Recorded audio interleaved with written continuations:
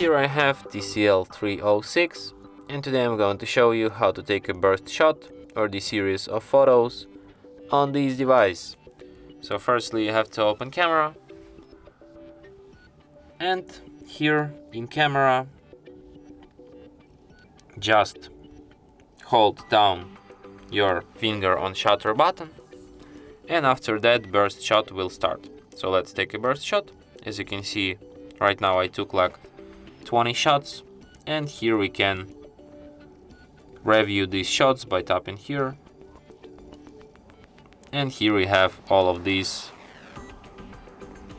burst shots.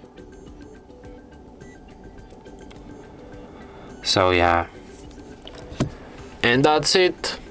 Thanks for watching. If you find this tutorial useful, don't forget to hit that like button and subscribe to our channel.